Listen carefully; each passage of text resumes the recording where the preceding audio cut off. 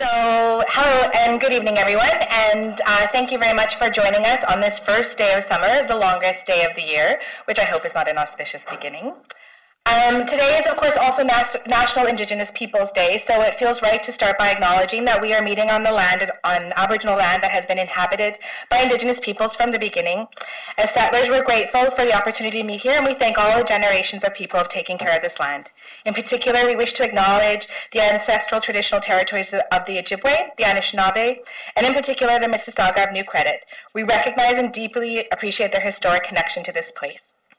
We also recognize the contributions of the Métis, Inuit, and the other Indigenous peoples have made in shaping and strengthening our communities, the province, and the country as a whole. I'm the Director of Community Relations here at Toronto Pearson. This is our second quarterly public meeting of the Community Environment and Noise Advisory Committee, or as we like to call it, CENAC, in 2018.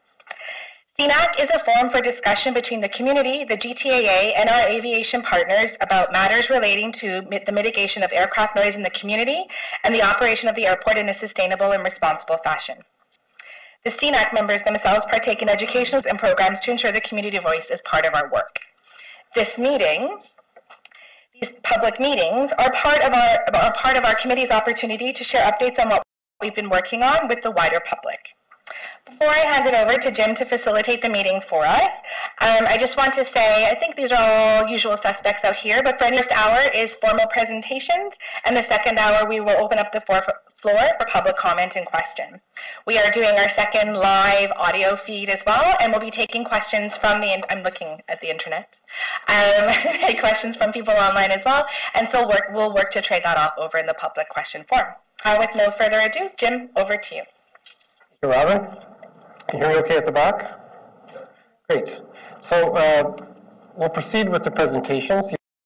You have the agenda in front of you with the presentation of the 6 ideas, consultation update, and next steps on implementation. Presentation on audit and enforcement of the night flight law update of 2018-2022 GTAA Noise Management Action Plan look ahead.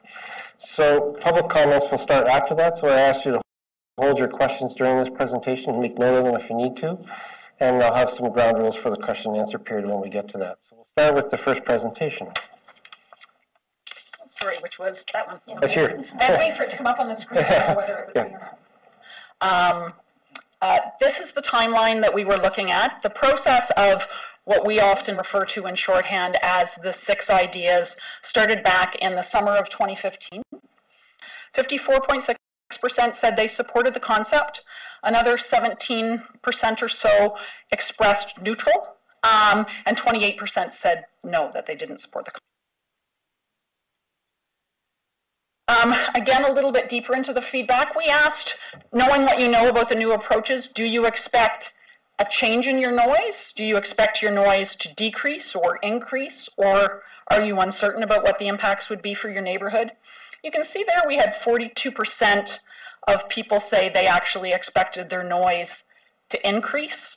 When we looked into the comments themselves, it did seem like where that was coming from for a lot of people was just the feeling that there's growth at the airport. My noise is going to increase because the airport is growing and there's going to be more planes. It didn't seem to be about the new flight paths themselves for many people who responded with an increase. It seemed to be more a question of their perception of growth and more traffic coming.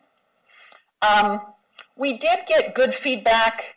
Georgetown, Leaside, parts of Oakville, and Vaughan out at the community meetings were particularly supportive of this idea, and that makes sense given where some of the benefits will be experienced from the change from using daytime flight paths at night to the new nighttime flight paths. That made sense to us. In the survey, the greatest number of people opposed to the idea were from Etobicoke. A little bit of a surprise from that, given the fact that the night path designs themselves neither benefited nor penalized Etobicoke. It was essentially a status quo in those designs for Etobicoke, but nevertheless, residents from that area expressed not support for this idea. We are, on balance, taking into consideration all of the feedback that came from the public meetings as well as the survey. It is our intent to proceed with the new night flight paths. We are planning implementation of this in the fall time frame. We're targeting November, and we certainly hope to hit November. These need to be published in the aeronautical publication, the Canada Air Pilot, so that they are available for use by pilots, and that takes some time. We will, after they're implemented in the fall, undertake an 180-day review. That's standard process for us when we make flight path changes. We want them to be in place for a while, and then 180 days in, we will do a study that will look broadly at how they're working. What sort of community feedback are we getting? Are we getting noise complaints from different areas? How has that on balance worked? What has the adherence been? We'll look at, you know, the night hours and what the adherence to the new flight paths have been, if there have been any operational issues with their use. We had indicated during the consultation that these would be used during the night restricted hours, but that depending on traffic levels, we might endeavor to try and use them a little earlier in the evening. So we'll look at that and assess the extent to which that happened, and there will be a formal report out, you know, that wraps up how it's all working, and we'll also look and see, is there anything that needs to be tweaked in them? Is there anything that 180-day period is a point in time to say, do we need to make an adjustment? Is something not being flown the way we had anticipated it? So so that will be happening, and that we'll come back to this committee and share those results.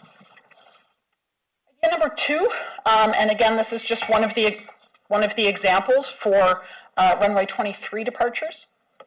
And the idea was to employ a number of tactics in order to reduce the population exposed to noise above 60 decibels at night. The noise analysis suggested as many as 221,000 fewer people exposed to noise from the changes to the flight paths that we were proposing. This one was fairly well supported. 50% said yes, 27 no, 21 neutral. But when we get into it, Mississauga in particular, which is one of the communities that will experience the biggest benefit from this change in night flight paths, expressed highest levels of support, not surprising. Locations west of the airport in general were supportive. There are some benefits from this change in flight paths for Georgetown as well, as we try to adjust that flight path to almost thread the needle between Brampton and Georgetown with night departures. There aren't as many night departures as there are arrivals, but we want to do what we can to reduce noise exposure for residents during that noise-sensitive period. So similar trends in the feedback. Again, 40% of people said, I expect an increase. It seemed to be, when we delved into the comments around that, the same sort of factors as I had explained earlier. We are planning to proceed with this one as well, same time frame. So in November, the changes to night arrival flight paths and night departure flight paths would be implemented, and we would roll that together in a 180-day report that will look at all those adherents. Are we getting the flight tracks where we thought we would? Has there been new complaints emerging from any other areas? We'll closely monitor, working with the GTAA, any community concerns that emerge as these get put into place. Idea 3, increased downwind speeds. I think we've been through this one a lot before. This one was actually implemented. Consultation wasn't required to make the change to the speed restrictions for pilots. This was implemented in April 2017, and you can see at the orange arrows, this is an example of one of the charts from the Canada Air Pilot publication. This is one of the particular arrivals to runways 23, 24, and you can see the point in the downwind where the arrival speeds were changed from 200 knots to 210 knots. Idea 4, this was the concept originally when we had gone out and talked to the public in 2015. We were looking at some technologies like required navigation performance. When Helios came in and did their year-long study about things that could be done to improve the noise situation around Toronto, they made a very specific recommendation to us that even before RNP, we deploy new RNAV routes that would allow increased use of continuous descent operations during quieter traffic periods when we're not arriving to runways, and therefore we don't need to use the high-low operation that we do when we're arriving to runways. So we had committed as part of NAV Canada's response to the Helios report that we would accept that recommendation and proceed with it, and we rolled it into this consultation because it was another way of increasing continuous descent operation rates at the airport, getting the planes higher in portions of the flight path, and therefore reducing noise for residents on the ground. The feedback for this one was fairly high. There was great broad support across communities for this one. So 59% said yes, 20% said neutral, and another 21% said that they weren't supportive. Residents in the neighborhoods that are located under the downwind were supportive of this one and really saw those benefits from continuous descent operations translating back into the downwind and resulting in higher altitudes in the downwind as well. So there was fairly good support there. But for this one, all communities were generally supportive.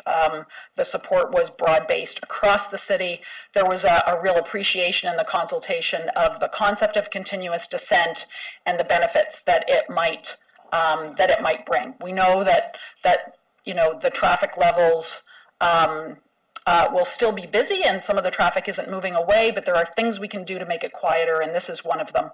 And you know, we're kind of excited about some of the benefits. So this one's going to take a little bit longer than the night flight pass. We are planning implementation in 2019. We're hoping for early 2019 for this one. This requires, again, new procedures to all runways at the airport to be published in the Canada Air Pilot. And we will do a broad 180-day review for this one. We will look at we'll do an altitude analysis to see, are we getting those increases in altitudes for the aircraft that are offered those new RNAV routes. We'll look at noise, and we'll look at community feedback that comes once they're put into place. Yeah, we can pause for questions before we go on to 5 and 6. I'm happy to do that. Or if you've got questions at the end, I'm not going anywhere. How many people? Yep. Doesn't really tell us very much. You know, if you've only got 5 people surveyed, it's meaningless. Yep, I did. Where were they done? I've never heard of them before. I've never been asked to participate. Okay. When we did the consultation, when we launched the consultation back at the beginning of March, we went out with a broad communication. There were newspaper ads, there were robocalls, there were social media advertising. A lot of elected officials communicated out to the residents themselves and directed people back to a website. It was Toronto Pearson /conversations, and that's where the survey lived. So there was a survey on the website. You could get all the information about what was being proposed, and you could provide your feedback directly on the website. Then, as we had 19 different public meetings around the city between the beginning of March and the 20th of April, we had that same survey in paper at those public meetings, and people who came out to be informed and ask questions and be briefed on what the proposals were then asked to fill out the survey if they so wished at the public meeting and leave those paper copies behind. We had 900 people fill out the survey. There are questions on ideas 1 to 4 from Michelle. Wait for the microphone so that people can hear you. And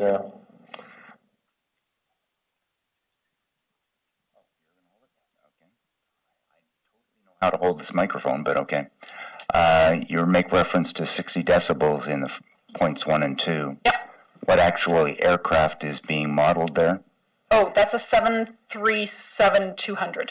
Yeah. So it will. I should have made that point. That doesn't sound correct. No, it's an NT. Yeah. Okay, that's what it was. Yeah. Yeah. That's representative of all aircraft. No, absolutely, but putting that qualification, because that taking a decibel level and making reference to it as being absolute is incorrect in what you've just done. No, absolutely, you're right. That's a good point, and we certainly made that clear on the website and in the other materials what the aircraft was. We will get benefits with other aircraft types, but the actual noise emitted by every aircraft type will be different, and I mean, it varies depending on how the pilot's flying it at any moment. But we wanted to make sure across all of the ideas we were comparing apples to apples. Question, thanks. There's a question at the back and then one up here. So, questions about ideas 1 to 4. Yes. So basically, in continuing the question about the decibels and noise, are we considering the effect of frequency of these aircrafts? Because when they fly by one after another and frequently, the noise levels do couple. Yeah. We do, and there are cumulative metrics that are often used to assess that, and we looked at things. One metric that we looked at was what's called L-night, which is a cumulative metric that includes the number of planes. So we did measure that as well. Cumulative metrics are difficult to deal with sometimes because it's an average over a time period. People experience noise based on a single event, so we did in the consultation find it easier to go out and talk about single events. What will the decibel experience be, and how will that improve for people? But we did look at cumulative as well, and as we reduce the noise from each aircraft, the cumulative will go down as well, but these new flight paths don't change the number of planes coming. So here, then we do have a live stream audience that's also providing questions, so we'll go to the live stream question next. So please introduce yourself. You publish a very useful document, I think, for noise complaints, and I wonder if you would publish a similar document by writing of your ideas 1 to 4 of where you actually surveyed the people. I think there is a report that's coming out in early July that will provide a full report on all of the feedback that we got, and I think you'll see more of that geographic dispersal. We looked at it, at where that survey feedback came. I mean, the survey was one of the feedback things. We also took into consideration the public meetings themselves and the conversations that were had, and a lot of people came out to the public meeting and left without filling out the survey. But we did map, because we did ask people for postal codes in the survey, so we did map where that came from and where we heard from people. And we're fairly pleased that it was from all regions of the city. Thanks, Michelle. And it'll be in the report coming out in July. So, Kathy, what's the question from online? We have a question from Sandra, who lives in the West End of Toronto. She's affected by arrivals, and they're very loud every 2 to 3 minutes. Her question is, why aren't other routes being considered? For example, why are planes not traveling along the lake, then turning? Along the lake, I assume that's for the downwind portion of the flight path. That is something that's obviously been raised many times over. Helios was asked to study that by the community when they did their consultation. I don't have the Helios report with me here, but it's still available online.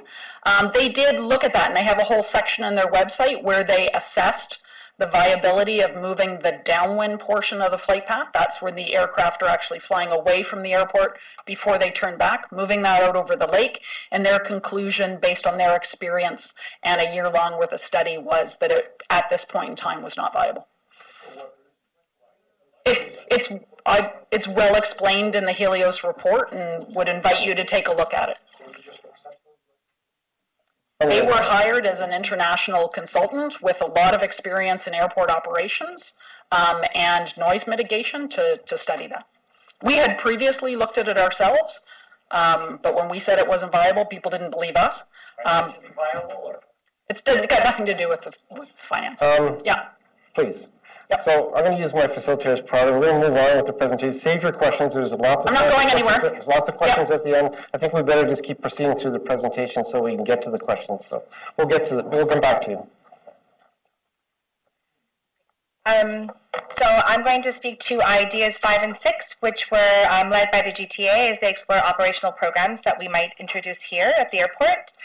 And just to pick up on what Michelle mentioned, in early July we will release a full report, a full consultation report, which will cover all the details and the analysis of who responded to what question and where they are located.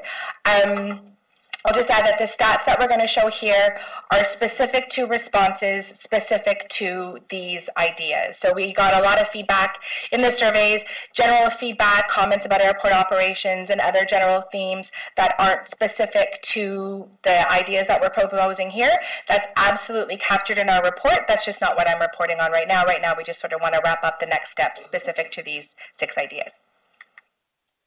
The first one is a summer weekend runway alternation program.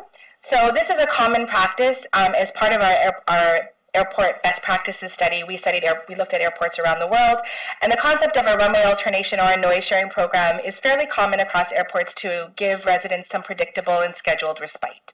So we wanted to explore what that could look like at Toronto Pearson.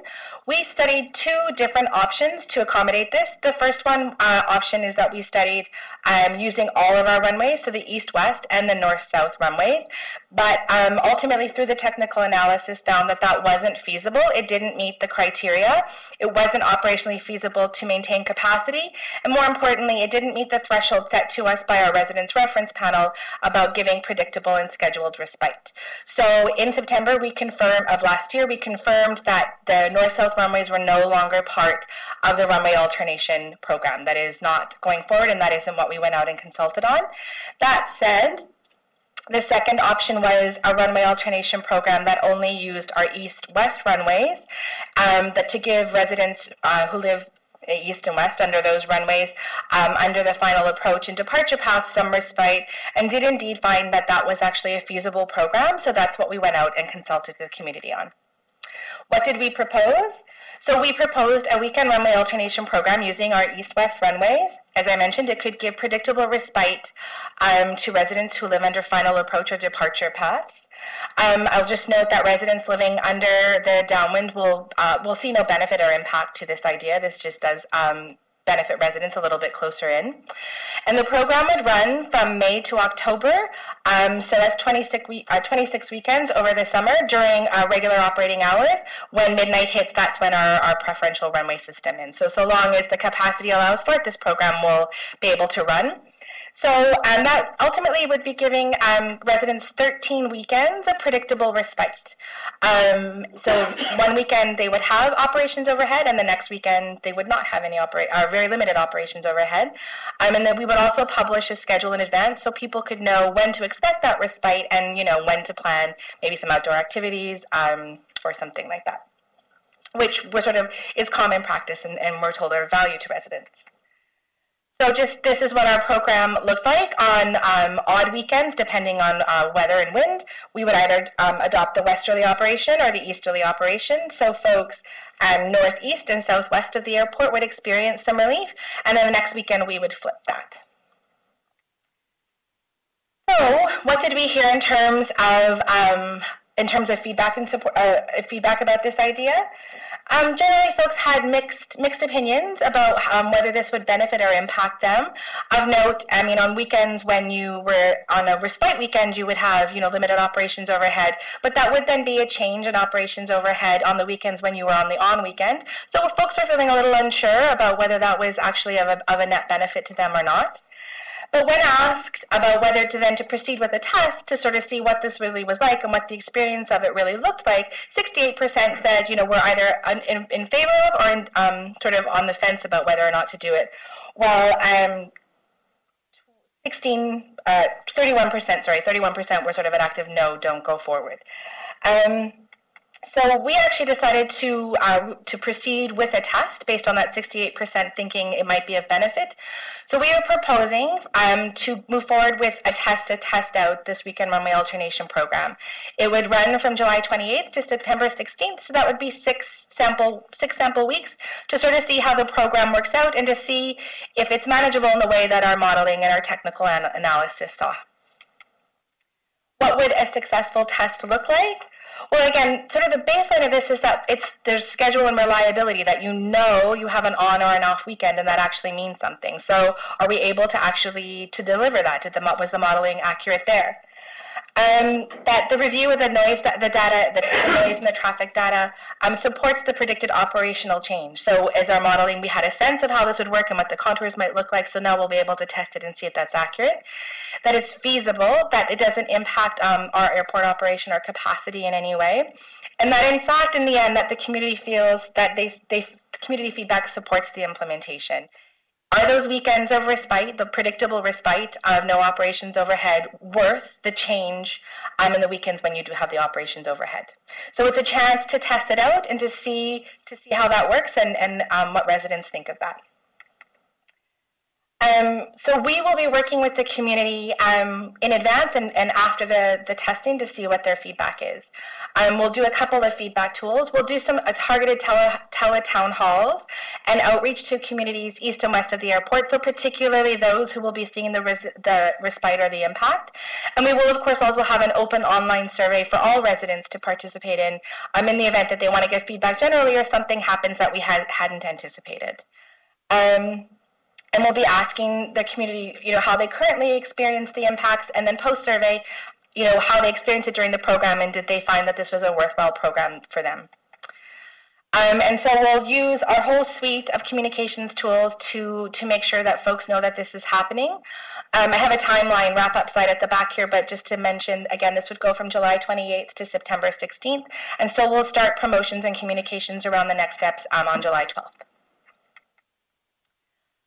Idea 6 was a review of our preferential runway system. So again, a preferential runway system is another kind of usage of runway program that's very common across airports around the world. And it's a system that during low traffic or nighttime hours, the more sensitive hours, it identifies a set of runways to use that fly over the fewest residents possible. We have a preferential runway system that is part of our noise management program here at Toronto Pearson. But it's a little old, and the city certainly has changed a lot around the airport. We've also added a couple runways since that program was introduced. So we certainly did feel that the time had come to review our preferential runway system and make sure that it was still meeting the benchmarks of what it was intended to do.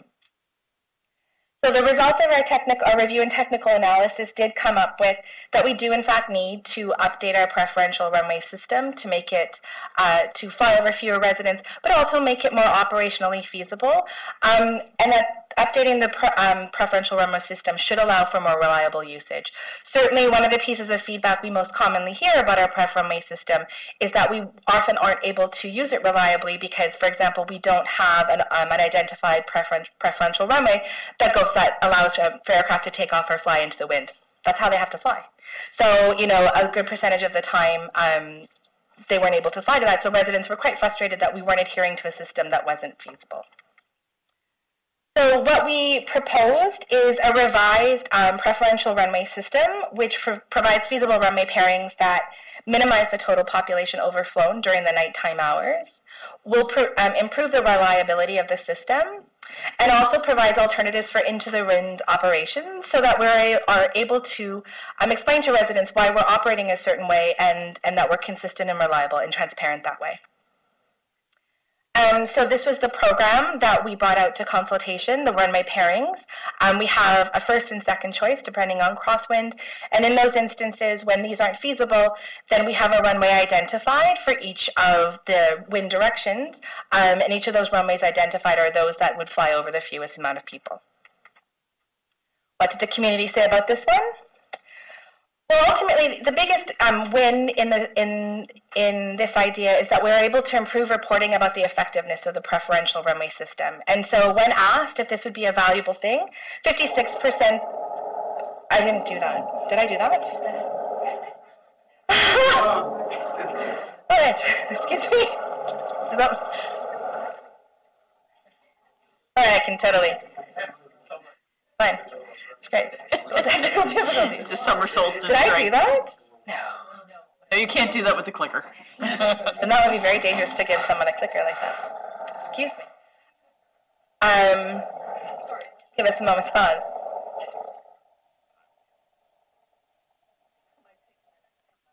Sure. I have the slides printed. I'm just going to go grab them. There's maybe, oh, there, it's on that one.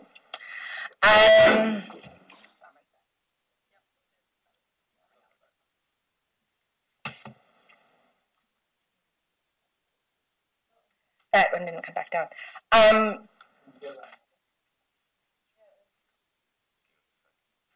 Anyway, ultimately, just to keep going, 56% of residents said yes, that they find that improvement in that kind of reporting would be valuable. And again, as part of our process, we did propose to undertake a test to test out the new system to see if it was operationally feasible in the way that the technical analysis had shown, if it would deliver what had been predicted. And so 63% of the respondents did support us going forward with a test to test it out.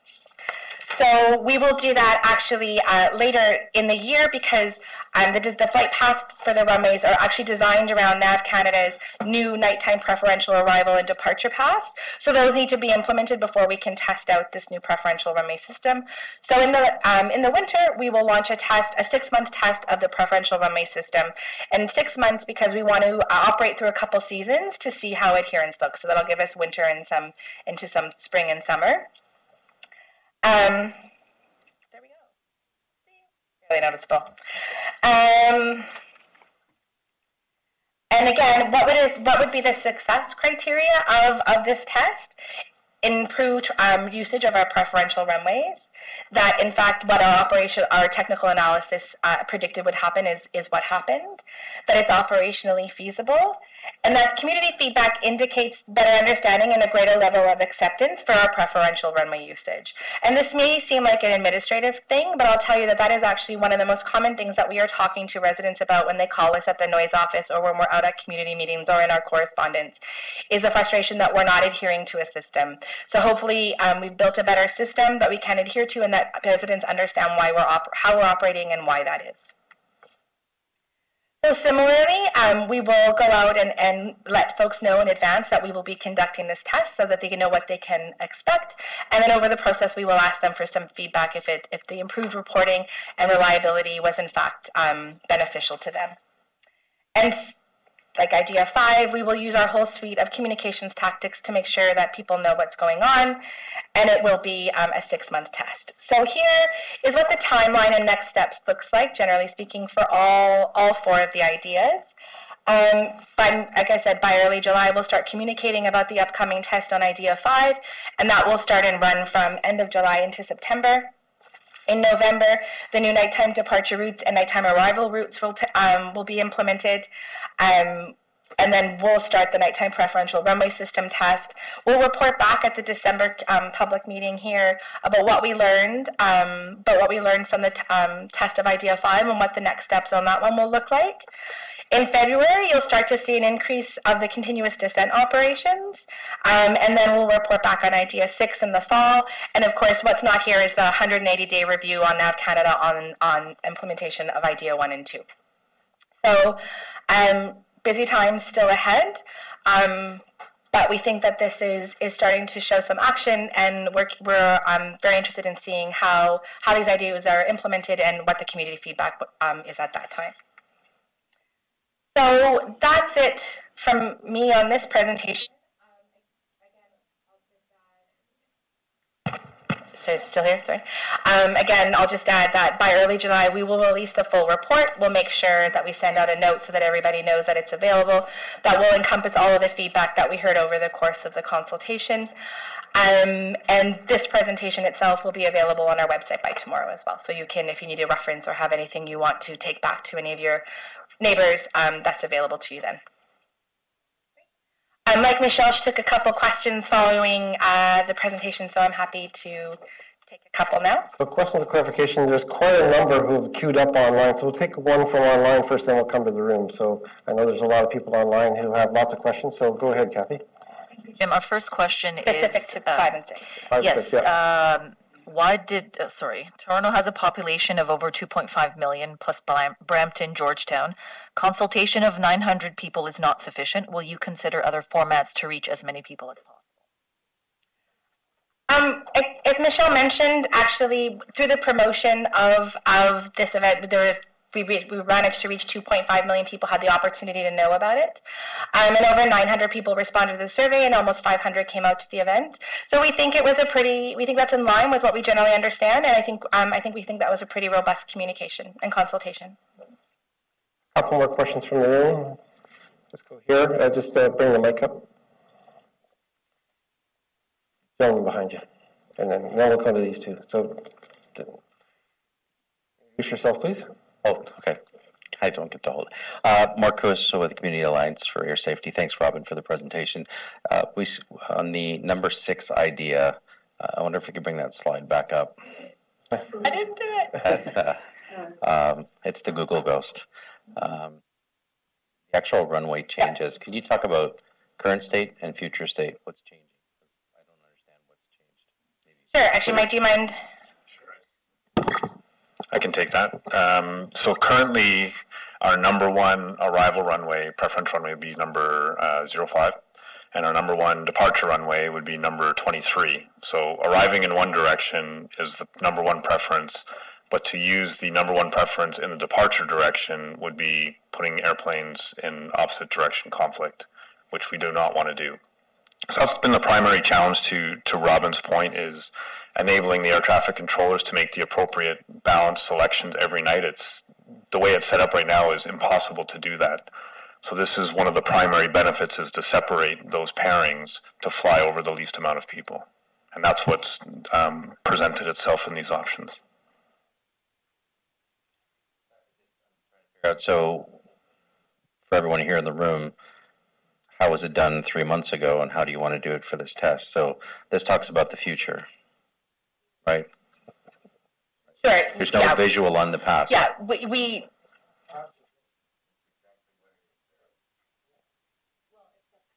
6 left. 6 left. 6 left. 6 left is not an option in this presentation, George.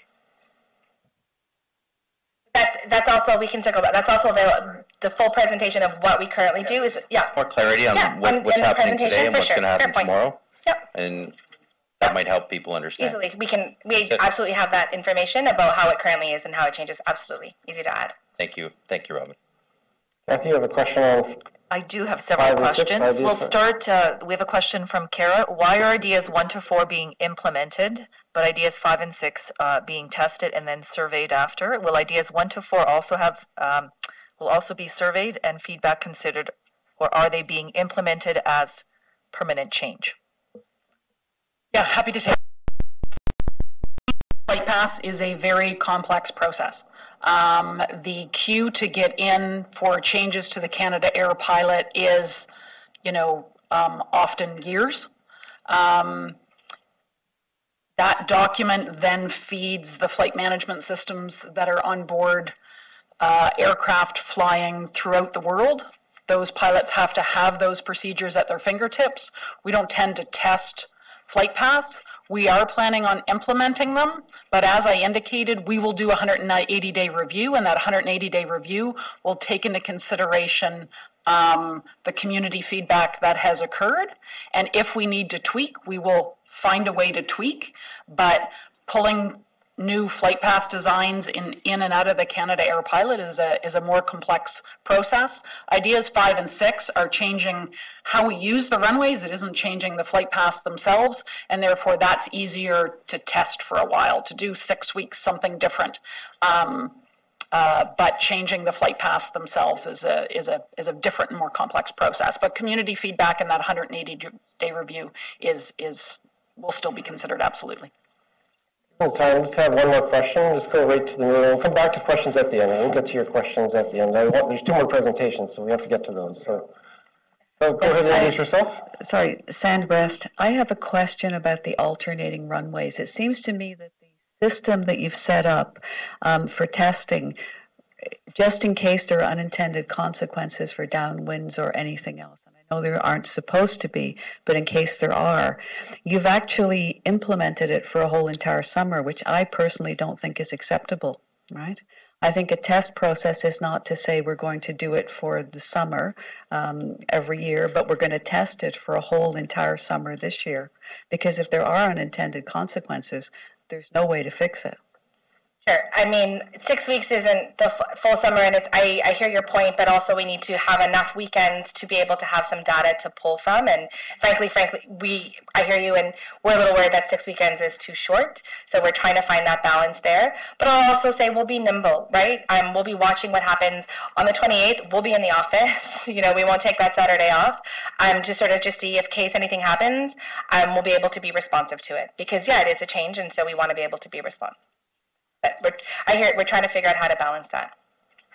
Okay, let's move on with the next presentation, which is the audit and enforcement of night flight restrictions Transport Canada is going to. Yeah, exactly. So I'll introduce my colleague, Lila Barrett. So this is sort of a two-parter. Lila will follow up on what she presented at the last meeting, which is a little bit more detail about our night flight restriction program and our budget.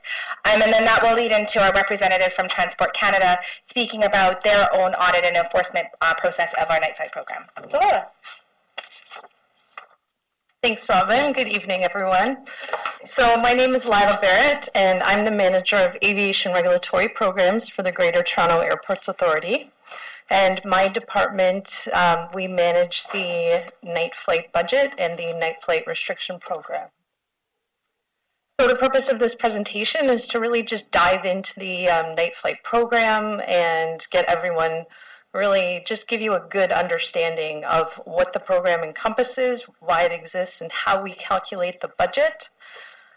So if anyone does have a question or wants something clarified on a slide as I'm going through them, feel free to put up your hand if it's specifically to clarify some of the information, because this is really for you to give you an understanding of the program.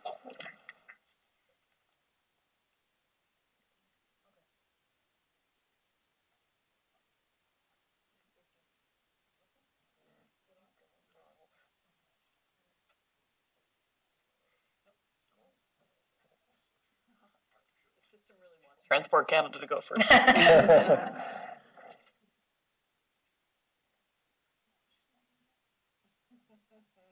have to queue up the presentation. When you present Transport Canada, no. Yeah, we're so close then. It's there. Hey, all right. Okay, so basically the night flight restriction program limits the number of flights that can operate annually at Toronto Pearson between the hours of midnight and 6:30, known as the restricted hours. So there is no curfew during these restricted hours when operations cannot occur. Okay, operations can occur at any time during those restricted hours.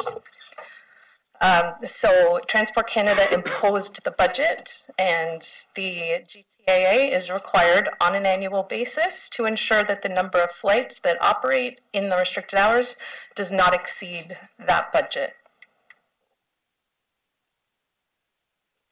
So the formula for calculating the night flights was designed and implemented by Transport Canada. Set up the budget year specifically to run from November 1st to October 31st, as opposed to running it on a calendar year.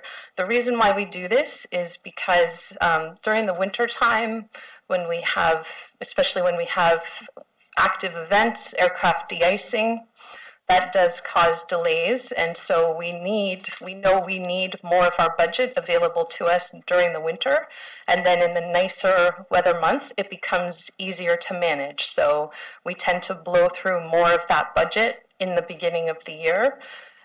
So that gives us the flexibility just to better manage it overall. So we calculate the budget for the next year at the end of the current year, roughly, once we get passenger numbers for that same time period. So basically, the budget is calculated, it grows based on our percentage growth of passenger movements during the same period. And I will explain this further on the next slide. As well, if passenger growth does not occur, then the budget remains the same. So I've used an example here of how we calculated the night flight budget from November 1st, 2017 to October 31st, 2018, which is our current year. So what we do is we take the budget from the previous year, 2016 to 2017, and then we increase that previous year's budget by the same percentage of passenger growth that occurred during that period. So from November 2016 to October 2017, our budget for night flights was 18,204 aircraft movements. So this is the number that we were permitted to operate. And then our passenger growth during that same period of November 2016 to October 2017 was 6.54%. So that 6.54% of 18,204 is an additional 1,191 aircraft movements that we can increase our budget by. So the current year budget, November 1st to October 31st, 2017 to 2018, is now 19,395 movements. Now, additionally to that, there was an amendment made to the budget agreement in 2013. So the GTAA had requested to amend the annual night flight budget to include what we refer to as budget bump ups of 10%. And so the way these work, and this was approved, if we use 95% or more of our previous year's night flight budget, then we have the option to apply a 10% bump up to the current year or the following year's budget. And this is actually in addition to growing the night flight budget by the percentage of passenger growth, okay? Now, we are not obligated to request that bump up. And as I get into some numbers here, so we have not been in a position to even request it thus far. So just having a look at some numbers from what you can see. So 2009 to 2010, our budget that we were allowed by Transport Canada using the formula was 12,948 aircraft movements. In reality, we used 11,729, so that's how many aircraft actually operated during the restricted hours that year. And that was, we used 91% of our budget that year. So, I mean, this will be available for you all to review in detail on the website, on the CENAC website, so I won't go through every single year, but if we get sort of more recent, looking at last year, 2016 to 2017, so now our budget was at 18,204 aircraft movements, and we actually used 16,945 of those slots that we had available, which equals 93%. And then that year, we actually had 7.57% passenger growth. So our budget grew that much from the previous year, the 2015 to 2016 year. And again, it shows the 2017 to 2018 budget grew 6.54% to 19,395 movements. Okay? So an aircraft movement is a departure or an arrival.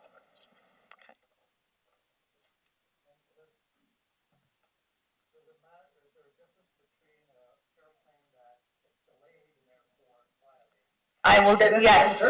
Versus you just scheduled it. So okay, so give me a few more slides, and if I don't answer that question, we'll come back to it. Keep going. Oh. Keep going. Okay. We'll come to your questions, yeah. Is passenger growth the total passenger growth or just the nighttime passenger growth? Total passenger growth for the whole time frame, all 24 hours worth every day, 365. Okay, so I'm going to continue. And where are we here? So basically the GTAA, we publish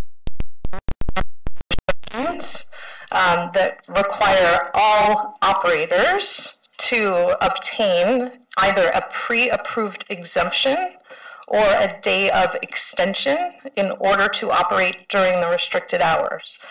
Okay, so an exemption is a scheduled arrival or departure. Okay, so a certain number of that budget, the air operators would file for a scheduled slot, just like what they have during the daytime, versus an extension, which is, say someone has, say, an arrival slot at 11:30 at night, and some bad weather moves in and causes a delay, or their aircraft goes mechanical, and now they can't get out until after midnight. So what they are required to do is they are required to call us and request advice and request a slot, and then we can approve that slot for them. And this is how we track all operations during the restricted hours.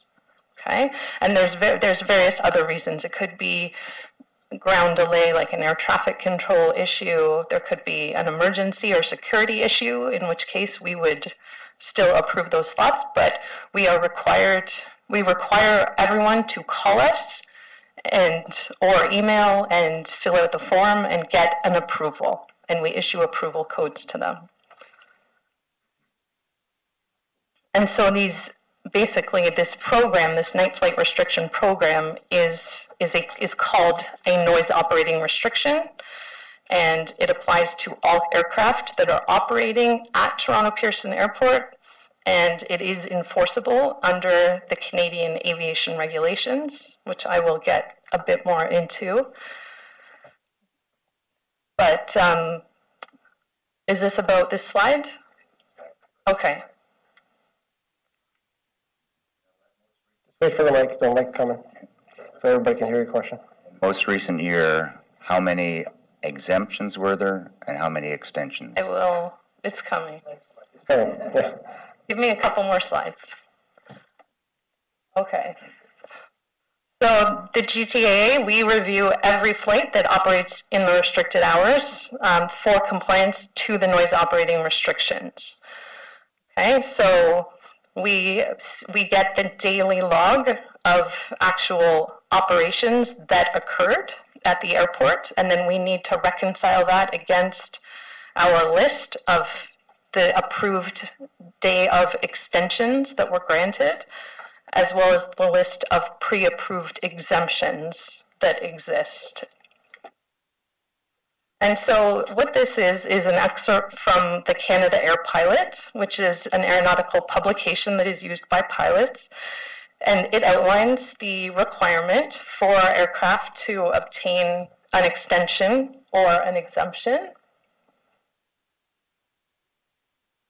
Here's where it outlines that requirement. And then up here, this lets everyone, all the air operators, know that they are obligated to adhere to the noise operating restrictions under Canadian Aviation Regulation 602.105.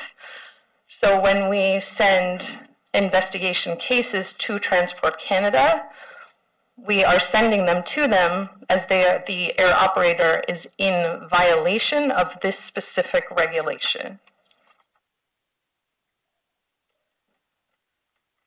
Okay, so a few more numbers. So now, just to have a look, so we did this actually based on the calendar year as opposed to the November 1st to October 31st budget year. So the numbers won't quite look the same, but just to give you an idea of like who's actually operating in the nighttime. What we see here are we've got cargo operations. You can see that over the last 2015, they were up around 15%, and there's a little bit of shrinkage there. 2017 was 12.7%. cargo operations in the restricted hours. Commercial operations, so the airlines are slightly up, 2015 to 2017. And then we've got here, right, so exemptions versus extensions. So the vast majority of cargo operations, they're operating as exemptions. Commercial operations, right, it's roughly 80-ish or 78 to 80% exemptions versus 20 to 22% extensions. And then this other, we have a little bucket available for Toronto-based general aviation aircraft, medevacs, helicopters, that type of thing, that type of operation. Okay, so now here's again showing what I just talked about, exemptions versus extensions. I apologize, the numbers are probably too small for you to see back there. And again, it will be available, but again, it's roughly 78% exemptions and about 22% extensions each year. This slide is breaking down the night restricted hours operations by operation type. So again, we've got 2015 through to 2017. Commercial is around 80% and then up to around 82%, whereas again, we see that shrinkage with cargo. And then the other is between 5 and 6%. Okay, and then this slide is breaking down the operations according to what we refer to as sector. So that's international traffic versus domestic and versus transborder, which is travel to the United States, between Canada and the United States. So domestic is roughly 50%, 47 to 50%. International went from 32% in 2015 and 2016 up to 35% in 2017. And transborders around 20% to 18%.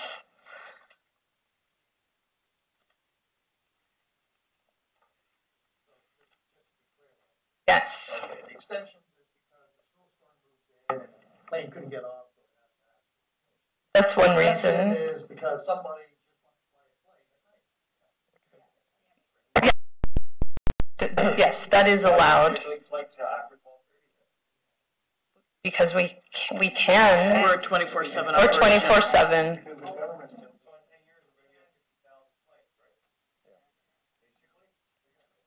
I haven't calculated out that far. It's increased by 50% over 6 years. Yeah, so in 10 years, you're going to be at 50,000. Okay. We only have one airport. Okay, the questions we should wait for the microphone so the people online can hear as well as everybody in the room. So just hold off. Yep. Those are good questions. Those are good questions to click. I'm almost done. Okay. I think we're in the home stretch here. Keep going. 2 more slides. Keep going. So any operation that has occurred in the restricted hours and does not appear to have an extension or an exemption gets investigated by the GTAA. Any operations that we investigate and then determine we're not compliant with that noise operating restriction or the night flight program, we then send to Transport Canada for them to review and potentially take enforcement action. And so we are obligated to review all of those operations for adherence to the night flight restriction program.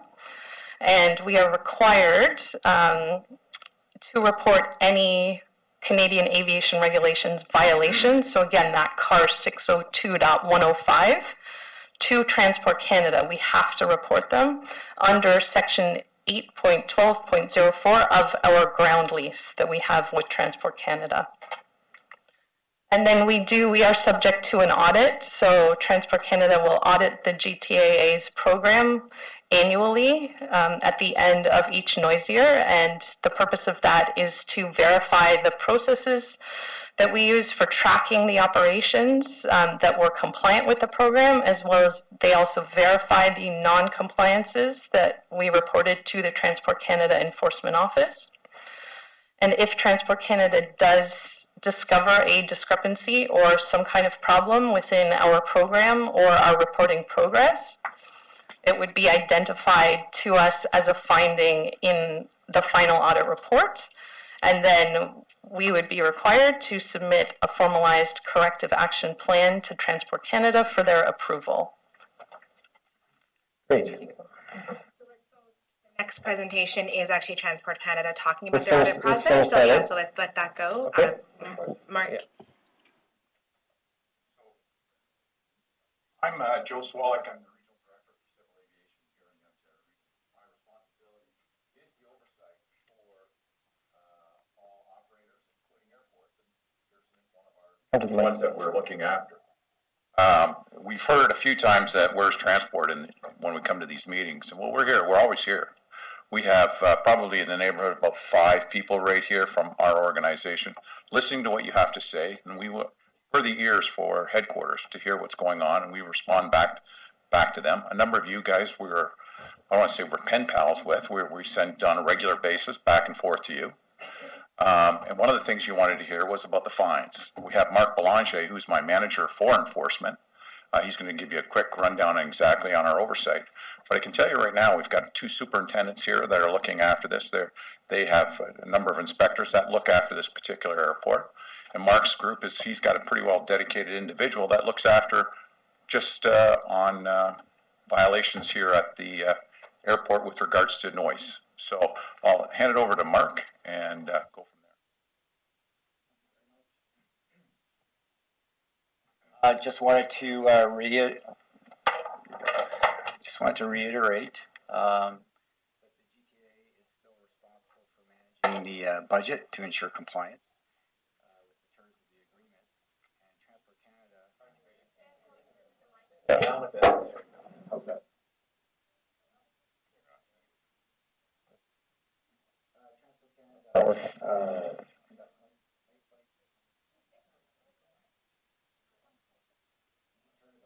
I didn't touch it. There you go. Oh, it's red again. Give him another mic. Yeah, I'm good to go. So, to conduct night Transport Canada conducts night flight budget audits, and they verify that the number of flights are compliance are within the ground lease, and that's what we're talking about. And Transport Canada will continue to monitor the number of flights. We're a little closer to the mic. How's that? A little bit better.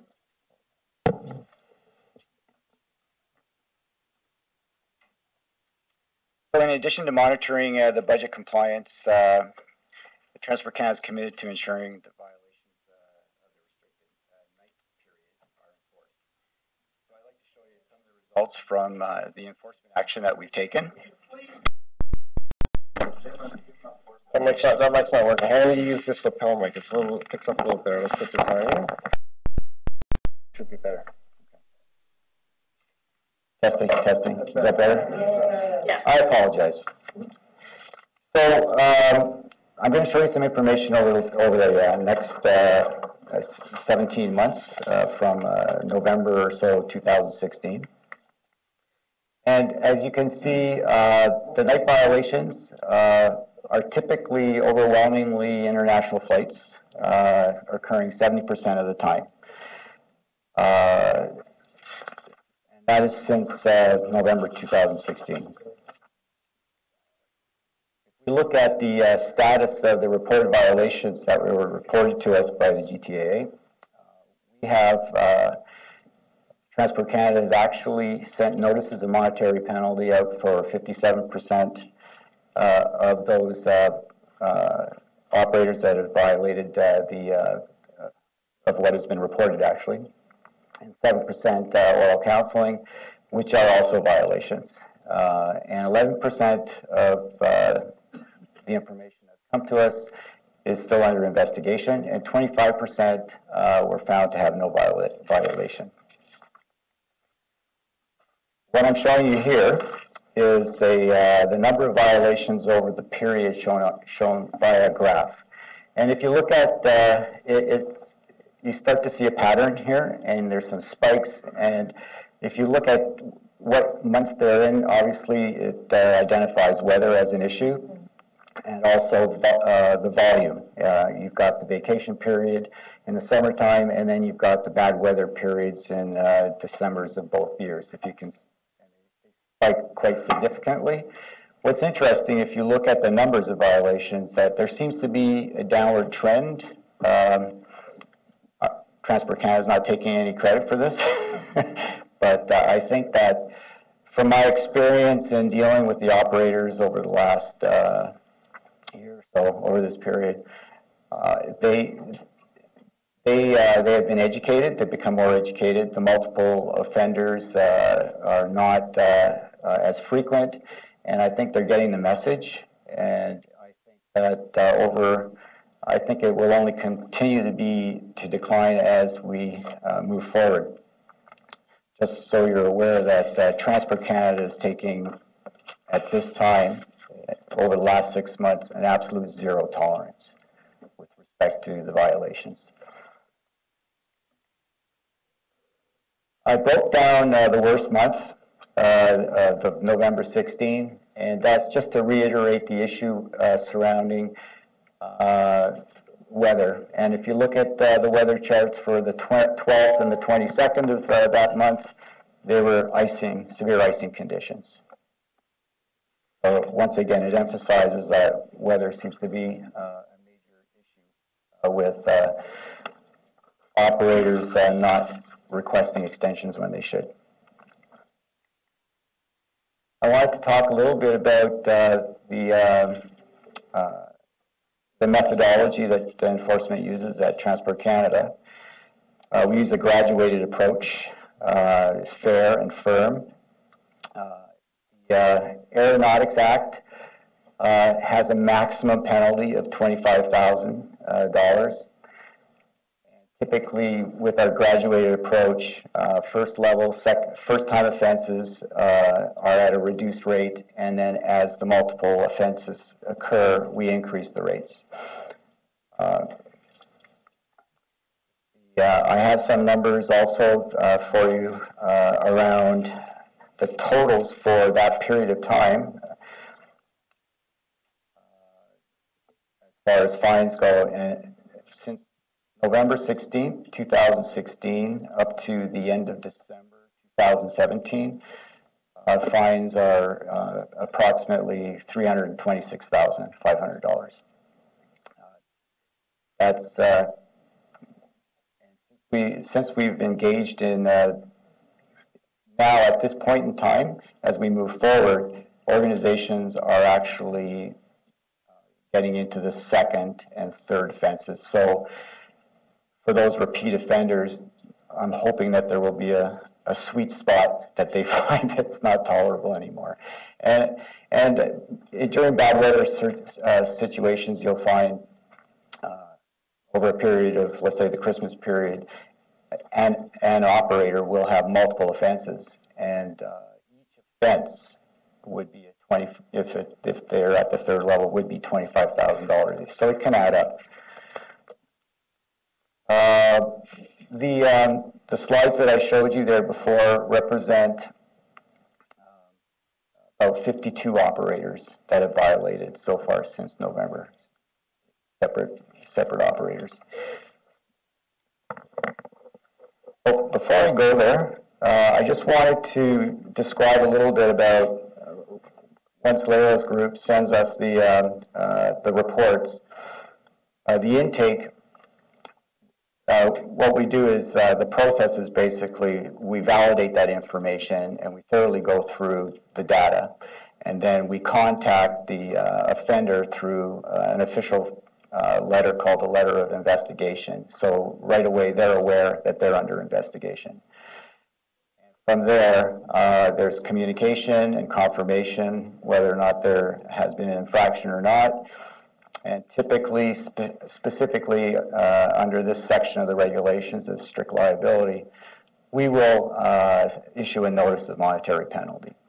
And then at that point, they have the opportunity to either pay or go to the Tribunal of Canada. And that option of the Tribunal is usually fruitless because it's a strict liability. You were there, you did it, and it's like a parking ticket almost. So I think that from that perspective, a lot of them choose to have an informal discussion with me prior to making the decision on whether to pay or go to the TATSI. And that informal discussion is my opportunity to have a face-to-face discussion with usually the people that are making the decisions. It's been a very educational for the operators, I've got to say. They're learning a lot about what the actual rules are. They're being clarified. They're very, they are concerned, generally speaking. There's a few that just pay, to be quite frank. But there are a number of them that are truly and genuinely concerned for their brand name, etc. And just being on a corporate offenders list has that effect on them. They don't like it there. Their insurance companies don't like it. Their stakeholders don't like it. And I think that's the offenders list actually has an additional impact on them because all corporate offenders end up on that offenders list that Transport Canada has on their website, and I'm going to show you that in the next slide. But what I wanted to emphasize was that these organizations, when they sit down with me and have the informal, Transport Canada just, many times they come forward and they place blame on individuals. Most of them rely on individuals in their organizations to actually remember to make the phone call, that kind of thing. And that, Transport Canada does not accept that. They need to put in procedures, processes, a systems approach, and I'll not accept anything less than that. And I tell them that, and if they have trouble understanding that, we spend a lot of time going through what that means. And reacting to something and being very effective, or thinking you're being effective and reacting to something after you find out about it isn't proactive at all. And I want them to be more proactive with their approach to making sure the GTA is, they make that call and that they get authority to do what they're being asked, what they need to do. And it's a simple phone call, and that's the shame of it, really. Corporate offenders list. This is the website. This is what it looks like. We have non-corporate and corporate offenders. In the corporate offenders list, you have various months. It goes back in history up to a certain level. And you can click on each one and you will see the names of the offenders and the amount that they were fined. And some of you may ask, well, how do we know which ones are flying in and out of the GTA? Well, I can assure you the GTA are the only ones that have restricted airspace, so anybody that's on that list is flying in and out of GTA. Okay? Any questions? Questions. We do have a number of questions online. Just a couple ground rules. Let's have one conversation, and the person with the microphone has the floor, so those people who are joining us by live stream can hear the question. Let's start with the online, and then we'll come to the room. So go ahead, Kathy. And it should state whether the question's for GTA or Transport Canada. This question is for Transport Canada. For how many years have these monetary penalties been fixed at that amount? And when were they last increased? And will Transport Canada be looking at increasing these penalties? The maximum $25,000 is fixed in the Aeronautics Act, and it hasn't been amended since the Aeronautics Act came into force. And I think the policy around first and second level offenses has been there since, Joe, what is it, 2000 or 19 something? Yeah, forever. Yeah. Did I just say that? 1970? Okay. Will Transport be looking at to review that? Yeah, we're always reviewing the fines. We're looking at our levels of service at the same time. So there is a, Mark, you might have more information on that. Are we looking at increasing the fines? We are. We have this, Transport Canada has created a Center of Excellence for Enforcement. And the idea is to amalgamate enforcement between all modes, air, surface, rail, and the other acts have significantly more fines, higher fine levels. And I think there is a wish that there will be a uniform level, but it will be higher because, and I think that won't happen tomorrow, but it's in the plans for the future. Yes. Thank you. Question back here. Just introduce yourself, please. My name is Al Kaminskis. Somewhat of a mental quandary here. There are very profitable international airports that restrict flights in evenings other than emergency situations. I don't understand why the GTA and Transport Canada require our airport to be profitable only because it can run 50,000 flights a night. I'm losing something in the translation. Why do we have to be a 24/7 airport to be profitable while other international airports don't have to be run at 24/7 and they're more profitable than we are? We're doing something wrong. Introduce yourself. Hi, I'm Hillary Marshall. I work here at the GTAA. So we did take a look at international best practices for 26 airports around the world, and there was only one that actually had a complete restriction on flying hours, and that's Frankfurt. The rest of them have restricted operating hours like we do. Less than we are. Ours are the highest restriction levels of all international airports. Right. So we're an exception. We can't but make they a do profit. have restricted flying hours, and we do as well. We are looking at our night flight policy, and we're going to be undertaking that review over the next 18 months. Let's go up here to the question up here, and then over to Tina. So next here, this gentleman. Yes. Yeah. Just pass on the mic. Pass on the mic. This fellow here.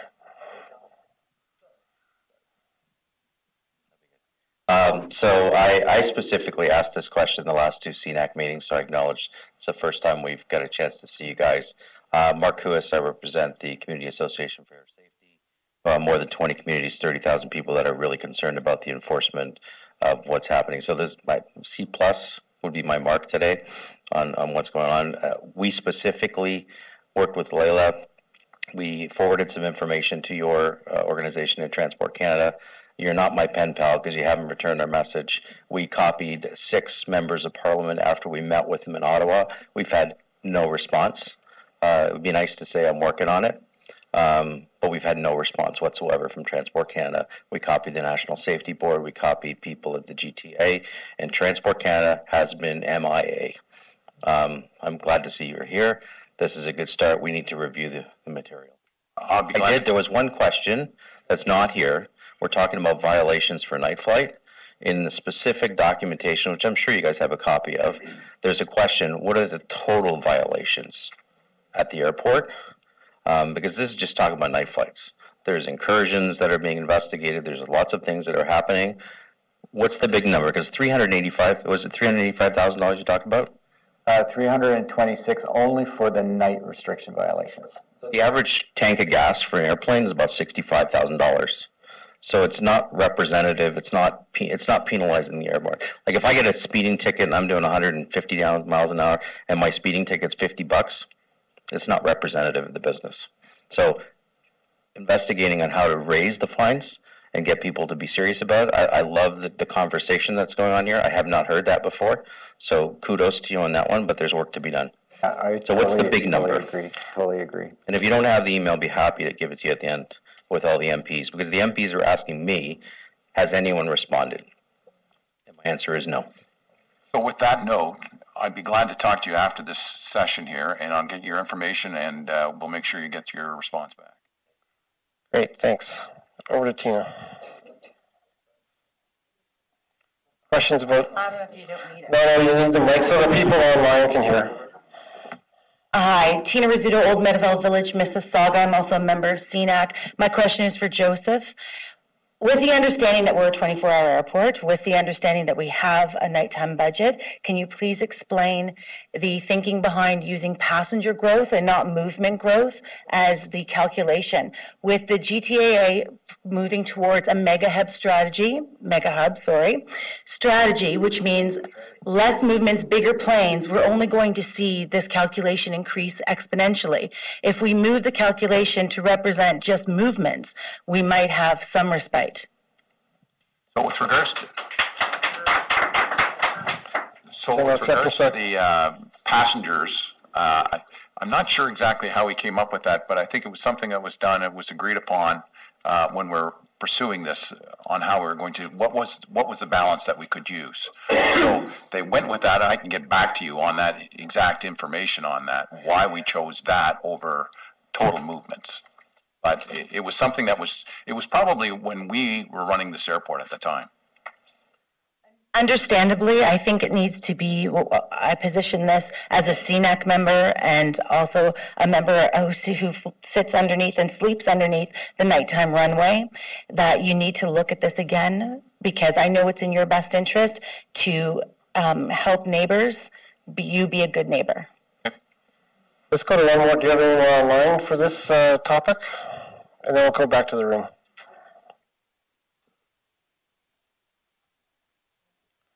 And mic troubles too. I can come to you with my working mic. There we go. I have a question regarding the budget. I think it was Tina had the same question. It's from a resident. Why is the budget based on passenger numbers and not flights or operations as planes are getting larger?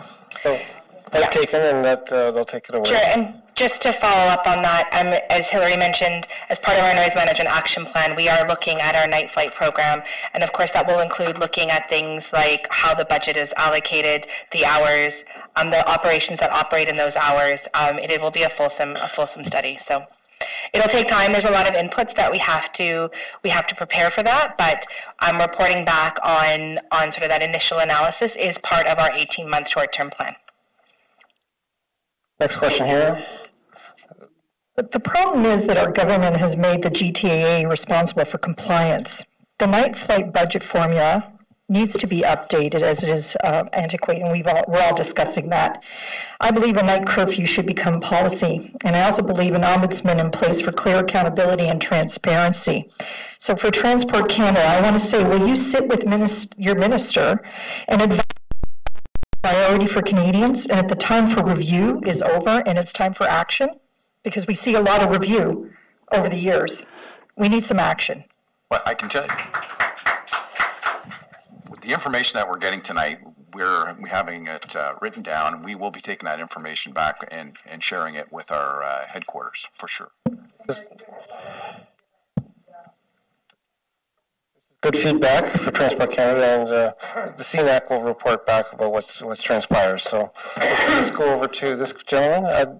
Also, we do have one more presentation, so I'm going to take 3 or 4 more questions, then we'll move on, then get to the general questions. So go ahead. I just want to correct something that Ms. Marshall said, that the only international airport in the world with a curfew is Frankfurt. Yes. Among the 26 that we studied. Sydney. Well, conveniently, you didn't study the others, like Sydney, which is a major international airport. Zurich is another one. And incidentally, London Heathrow, even though it's a much bigger airport, has a much smaller night quota, something like around 6,000 flights per year versus our 19,000 flights being a much smaller airport.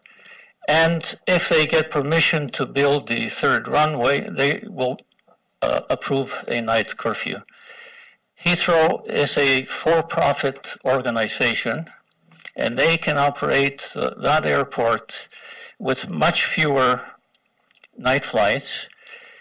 Pearson, or GTAA, is a not-for-profit organization, and somehow we can do with fewer night flights. we have a budget that's growing annually based on passenger rather than flights. And we have 3 bumps that were approved by Transport Canada, and I'd like to know the reason, when they were actually not needed, because as far as I know, they still haven't been applied. So why would the regulator that's supposed to be looking after community interests be approving a priori 3 10% bumps when we didn't even hit the first speed limit? And I would definitely like to hear from Transport Canada on this. Thank you. Bump up came from a request from the GTA, and it was based on their growth that they're looking at and doing. The bump up request came from the GTA with regards to asking for it. You're right, they have not used it yet, but the fact is it's based on their growth that they're going to be doing over the next number of years. There's you have quick follow-ups because we have other questions. Yeah, quick follow-up. Are you saying then that growth at Pearson is going to be at the expense of our sleep at night? Because really, there's a big growth of night flights. From 1996, when the airport was handed over to the GTAA, the night budget was at 10,000, but the actual flights were much less than that. Now we're at 19,000. That's almost a doubling. And you're playing with our health here. You're playing with our sleep deprivation. And in the end, what do they account for? 3 or 4% of the total flights? Okay, so we take your point, and it's been recorded. Let's keep going with the questions here. So back here. I'm Greg, runway community south of the airport. I'm just following up on this person's statement about lack of sleep. We find, and you'll find too if you look at your stats, the majority of the complaints living in a non-preferred runway situation of nighttime flights are rogue flights that take off because a pilot requests. I'd like to know what kind of penalty is imposed. Obviously, they have an extension to take off, but the pilot requests a flight that departs on a non-preferred runway and is granted that departure. I'd like to know what kind of process is in place to investigate that and curtail that kind of operation. Otherwise, it defeats the purpose of a preferred runway. I can answer that. Thanks, Mike. So I think any approvals to operate within the restricted hours are subject to the preferential runway system. Any aircraft that operate on a non-preferred runway are subject to the same enforcement procedures that were just described by Lila. They're being investigated, and if we find a violation, we send them to Transport Canada. So the same enforcement as the others, so the enforcement's the same. The request is deemed to be a violation or non-violation? The expectation is that they use a preferred runway. That's not answering my question, though, right? Well, if they say no. But NAVCAN does give them the runway to take the. No, in the preferred hours, they have to ask the GTA for permission. Who gives it to them? So you're going to need to. Who gives them permission to take off on that runway? Yeah. So in that particular case, perhaps they were not given authorization from the GTA to operate on that runway. They just took off anyhow? So if you have from Nav Canada, but the pilot TAA to use that runway, that's what I'm saying to you. So the enforcement. That would be a violation for Canada.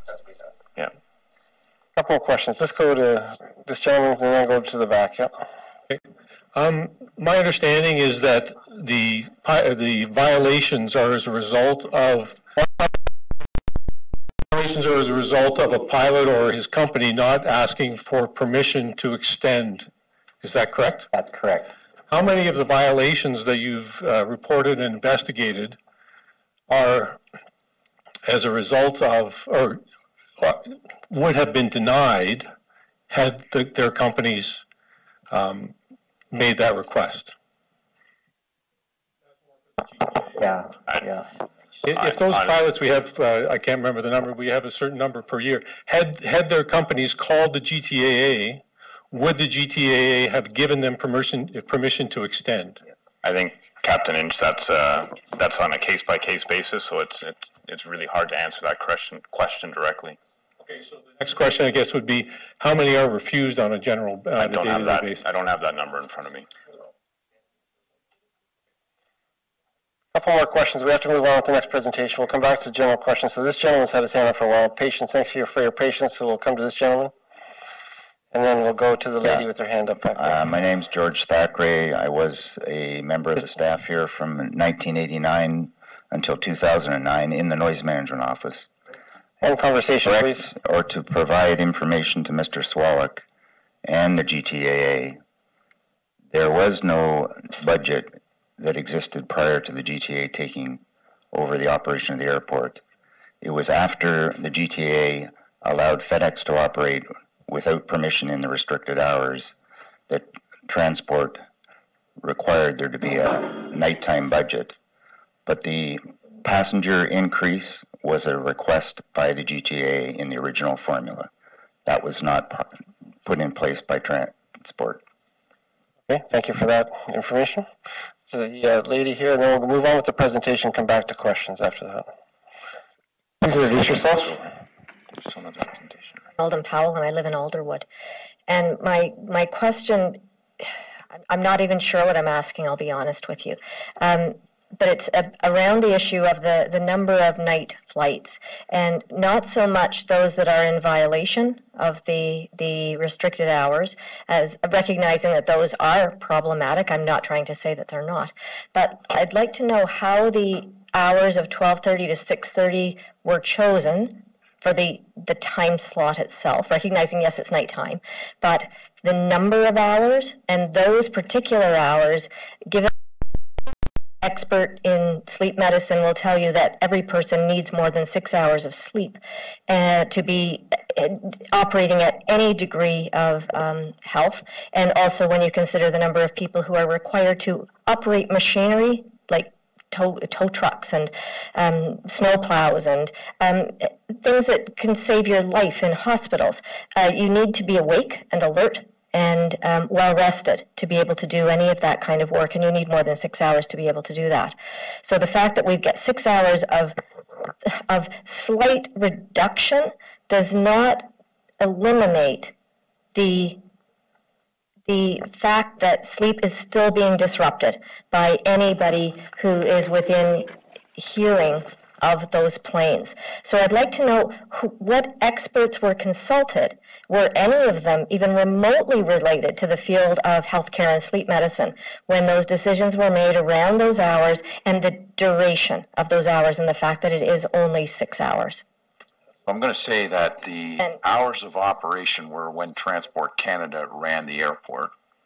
And at the time, that was a number of years ago, so I don't think those things took into consideration when they made the determination on what the hours of operation or the nighttime should be. With regards to are we looking at changing, I'll have to refer that over to the GTA on that one. While you refer to the GTAA, may I invite the GTAA to, while I appreciate you've consulted and looked at other places around the country, I invite you to be a leader in this and to say we're not just going to follow what we see as best practices in some other areas, but that we in fact lead the world and establish a new best practice for the sake of the health of all of us.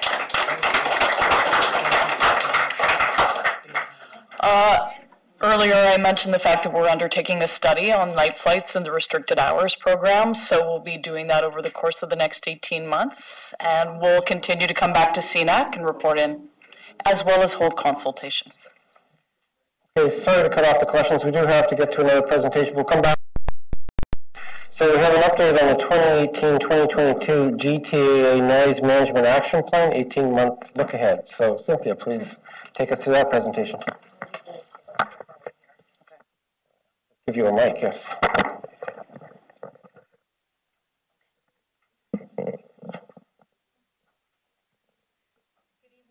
everyone. I'm Cynthia Woods, manager of the Noise Management Office. I'm going to give you an update on progress on the Noise Management Action Plan. So our action plan are 10 commitments that will challenge us to do better. Here are the 10 commitments, and in the action plan itself, underneath each one lists how we will achieve them. These are the variety of noise management tools that we will be using in order to achieve the initiatives of the action plan. And they're split into short-term, medium-term, and long-term goals. So now just to talk about the progress to date. So under runway usage, we've completed the consultation of the 6 ideas, and as we heard in an earlier presentation, the GTA will be proceeding with a test of ideas 5 and 6, and we will be producing a final report on the 6 ideas in July. As far as land use planning, the voluntary insulation program and the voluntary insulation program and air conditioning program for local schools, we are looking to contract a technical advisor to help us with the development of these programs, and we expect to be awarding that contract next month. With noise reports and metrics and noise complaints and reporting, we are working with our vendor, our noise system vendor, on exploring new metrics and reports for noise. And as far as complaints, we launched our new noise complaint form back in January. You'll see in our most recent production of our statistics, we've included some additional reports in response to interest from the community, particularly about runway usage and night flights. And later this summer, we'll be producing a new noise complaint policy. As far as communications, outreach, and committees, so CENAC committee is under review. We did complete the 6 ideas consultation. We are, as far as being a part of an industry noise management board, we've been involved in NAV Canada's newly established board since it began, and been involved in the 4 meetings that have been held. And we also applied the construction communications protocol for the resurfacing work of runway 6 left and 24 right, so that we were giving advance notice as well as regular updates throughout the project. Provider fleet incentive program. So again, we'll be looking to the technical consultant to help us with the development of this program. We have had some progress so far, though, in that Air Canada announced at the last CENAC meeting that they would be retrofitting the A320 series aircraft within the next 2 years. And night flight restrictions, as we just were speaking about the report, we will be publishing a report on the impacts of night flights.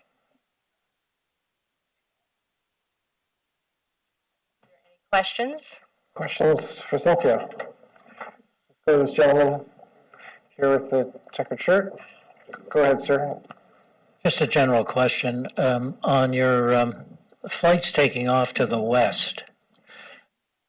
In recent times, over the past few months, on a number of flights, as soon as they take off, they bank heavily to the left and come down over the Rockwood area. I mean, it's just helter-skelter. You know, you're all over the place. Sometimes they bank heavily, sometimes less so. But are not the flight paths determined in advance, and do you not stick to the same flight path? I mean, we never know what's going to happen on the next flight that takes off. There's no consistency.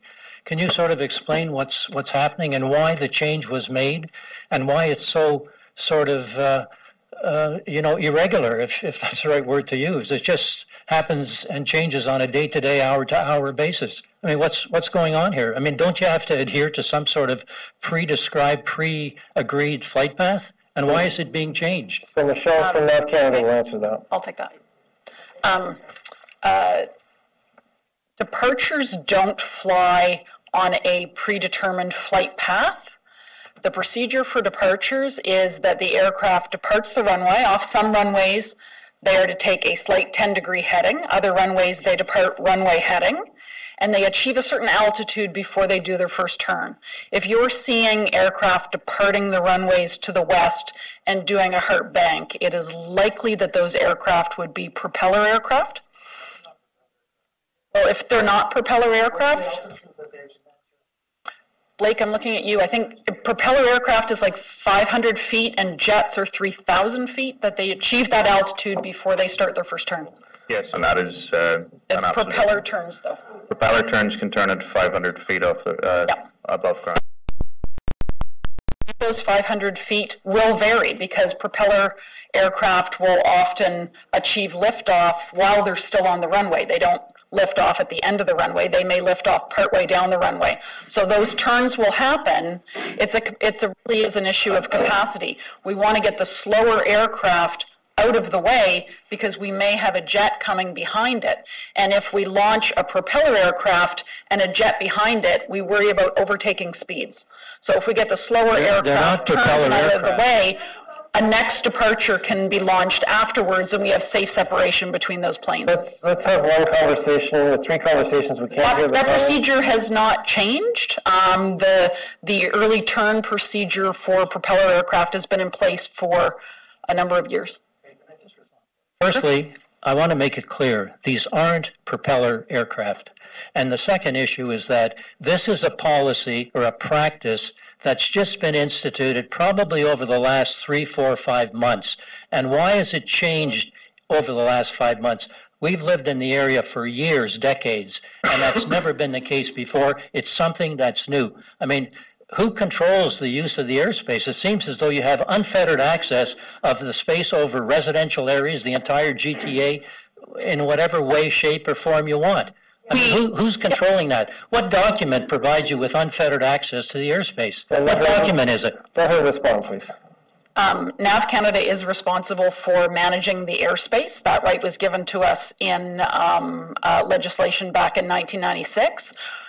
Toronto is a very busy, congested airspace with Pearson, with Billy Bishop, with other neighboring airports in the region. And we use that sky to safely manage those aircraft. If you think something has changed, I encourage you to have dialogue with the Noise Management Office, but there have been no changes in the past 3 months to departure procedures at Toronto Pearson. We can get your address and run some analysis and see what kind of... We'll follow up with the Noise folks afterwards, and I'll just check out on that thing. So next person here, and then Steve, thank you for your patience. I'll come to you next. Hi, Sandy, and I know, Michelle, I've had conversations about you for the same thing in the West End. And for me, the issue is simply this. Yes, we may have done something in the past, but we're now in an era of noise mitigation and taking residents' concerns seriously. This is what this whole process has been about. This is why probably most of us are here tonight. So if you have a process that allows aircraft taking off, and it doesn't happen when there are other aircraft in the sky, it often happens a one-off, a two-off, they're jets, they're extremely noisy, they go up to a certain height, and then it's the Wild West. They turn wherever they feel like it. They create excessively long downwinds that are totally unnecessary, which creates excessive noise for everyone under that.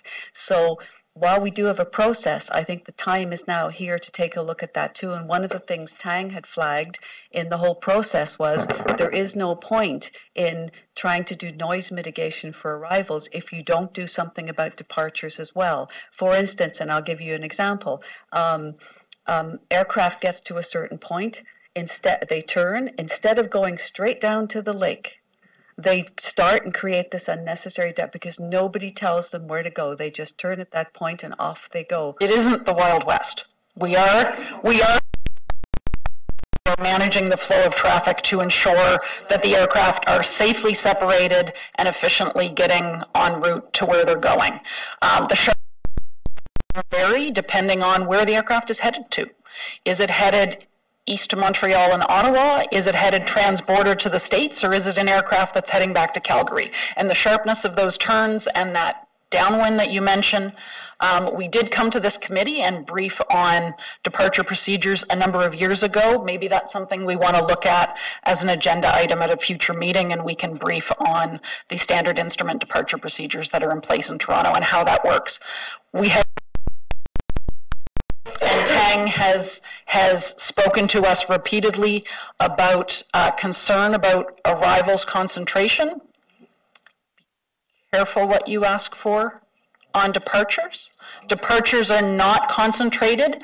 They splay broadly. There have been experience at other airports where they have made flight path changes and departure concentration has occurred as a result. We tend to use a procedure in Toronto that is a bit unique, where we have that aircraft turn when it achieves a particular altitude, and those altitudes will vary widely depending on weather, depending on wind, depending on aircraft type, depending on the weight of the aircraft at any point in time, and that varies those flight paths and varies those turns, and then we direct them out to an RNAV SID procedure that is out over the lake, that starts at around, just off the lake shore. So, but I'd be happy to come back. That may be something we'll look at as an agenda item on a future meeting to brief on how the departure procedures at the airport work. Happy to do that. Quick follow-up question. Okay, so I would like to say to that, Michelle, first of all, I do not want to hear, be careful what you ask for. First of all, it's the attitude that NAVCAN had before this, and I thought we'd moved on to a much better place. So I don't want to hear that kind of thing. I really don't. And second of all, now, Michelle, I would like to talk, okay? So I can tell you, I could understand when the skies are very busy. It is not understandable during the day or the afternoon or a Sunday afternoon when not much is happening to see aircraft going up, turning at a very sharp angle, and then creating an extended downwind when nothing else is in the sky. And that is what we see, right? Certainly everyone can understand when things are busy. Absolutely they can. Nothing there to explain. However, this is happening with routine. It is happening at periods when there's not a lot of traffic in the sky, and it's totally unnecessary. I'd be pleased to pull some departure traffic samples for you and have a separate conversation offline. Happy to do that. Next gentleman's here. Please introduce yourself. Please introduce yourself, please. Yes. Anthony La Regina, National Estates Ratepayers Association. We are finding the same thing in Vaughan, where I've been there 28 years, and it's just been over the last 6 months to a year that the departures are just they're unlivable. Okay, we can't live there. They're taking off and turning left right on top of our houses, and quite honestly, I think there's got to be a better way to manage this airspace, quite frankly. And lastly, the other thing I noticed on the presentation was that there seems to be a focus more so on runway 23 for takeoffs, and there's a focus away from runways 24 LR and 6 LR. I don't understand why. Can somebody please explain why we're moving away from these two runways when to me, these are the obvious runways we should be using? We tend to, when the airport is busy, we operate what's called a triple operation, and that's used during most of the hours during the week. When we're in a triple operation, we arrive and depart runway 523, so that is used as a mixed mode runway. We will both arrive in one direction and depart in the other. We leave enough spacing between the arrivals to get a departure off in between. And the runways that are to the south, runway 24 left, 24 right, that you referenced, those runways are very close together. What we tend to do with those runways is use one as a dedicated arrival runway and one as a dedicated departure runway. So that's why you see some of the numbers. Regards to the program for the alternating weekends for night flights, I think it was. Why is it that we're only focusing on 23? And we're focusing on the east-west runways, I believe, if I remember, and we're not focusing on the north-south runways. Why not use the north-south runways where I think, if I'm not mistaken, you've got the lake on the south and you've got an industrial area on the north? It would. Well, you got people. You know, well, you know what? We have people everywhere. Why not break it up? Let's have one conversation. North-south also. Excuse me. Let's have one conversation, please. Why not use all the runways, and that way we can share it? The weekend runway alternation, so that north-south runways were originally considered as part of that not operationally viable is one of the reasons, because those runways, the north-south, can't handle the same amount of traffic that the east-west, because there's the 3 east-west runways. So there'd be too many periods throughout the weekend where they couldn't be on those 2 runways, and that would mean it wouldn't be predictable. And then as far as the preferential runway system, the reason it's the selection for the east-west runways is on the north side is when the analysis was conducted, there were fewer residents living under those flight paths than the south side ones. But And that's not the case. well, this was done with recent census data. So Growth at the airport is in response to demand from the population. And so our role at Toronto Pearson at the Airport Authority, much like any other airport around the country, is to have a plan in place to respond to that forecasted growth. Now, something could happen. There could be some kind of recession or epidemic that causes air travel to decline, and we would have to manage that as well. But based on the demand, based on the population growth, air traffic doubling around the world, our role is to prepare for that kind of growth and to look at how our operations could sustain it. The meeting we had here in April 2017, when a lot of concerned people, we had probably 4 MPs here, we had a number of councillors. Councillor Fonseca was with us here at that time. We talked about transparency. There's been no public announcement. I heard about this a month ago. The approval. We consulted for quite a long time over our master plan. There's been no announcement of what? The approval of the 20-year plan by the minister. No announcement. Nobody in this room knows. Now they know. We need a response from the GTA, and according to the ICAO rules, there needs to be a risk mitigation plan when you make major changes to the airport so that you're not putting undue risk on passengers, staff, and people that live around the airport. Happy to sit down and talk to you about what your understanding is and how we're growing and the approvals from the minister.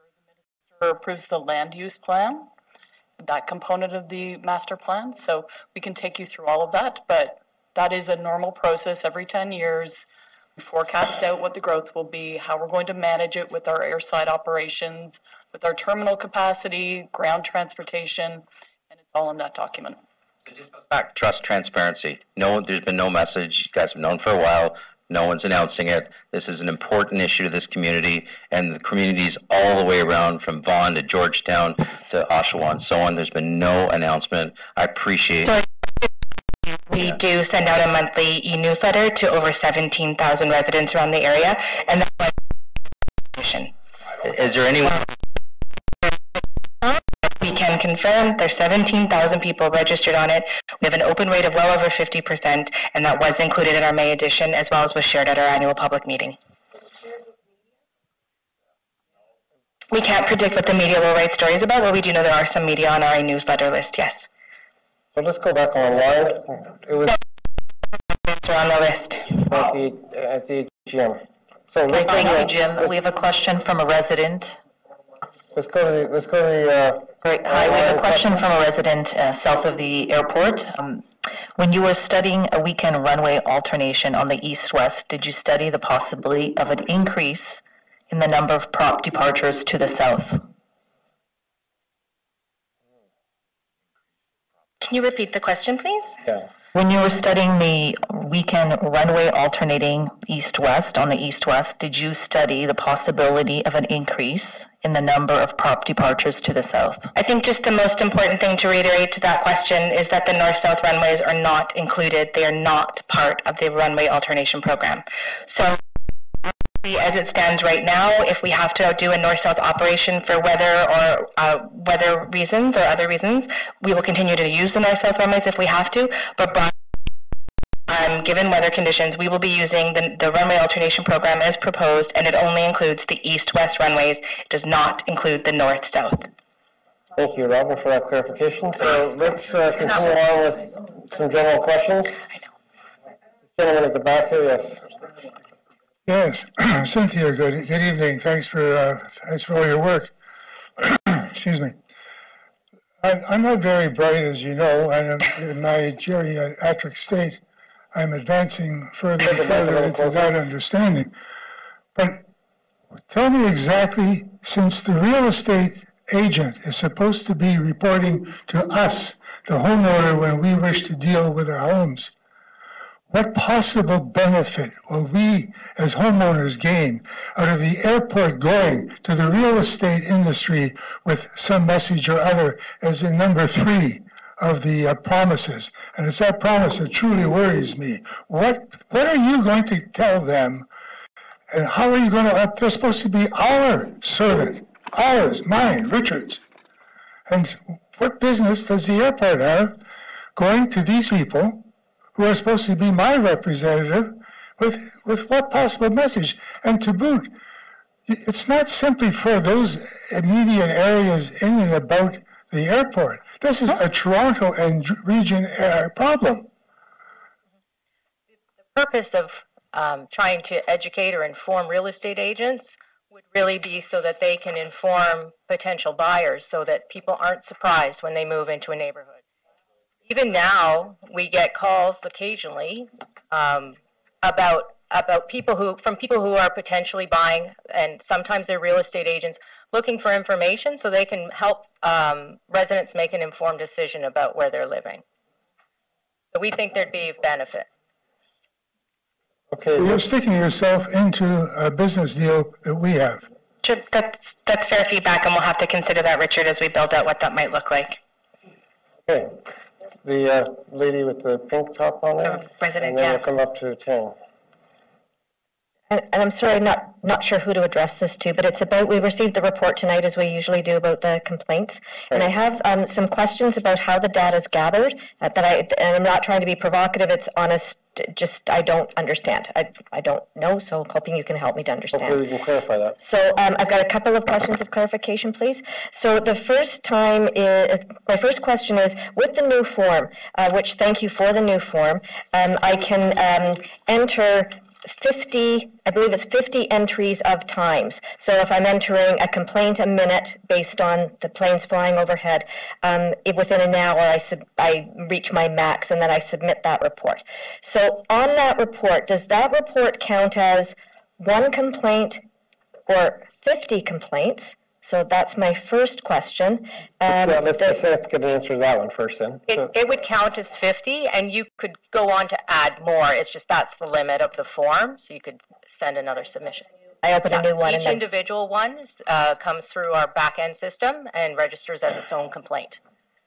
So the next question I have, I think I'm sure clear on the answer, but I want to be certain that for the number of individuals, so I am an individual, so I might submit X number of complaints, but I would appear once in the reporting time as an individual at that particular email address and residential address. Is that correct? Yes.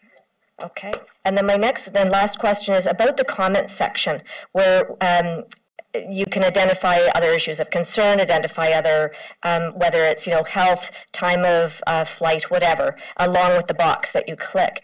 I frequently enter information about the weather. At Pearson, I go to a number of different websites to try and determine if this is a weather-related a weather-related issue to change of runway, because it may well be. And I've tried to get an answer from the odd time when I've been at home, when I've received a call back from the Noise Complaints Department, who I'm sure they have me on speed dial, bless them, but they've never been able to really explain to me when the paths change due to inclement weather.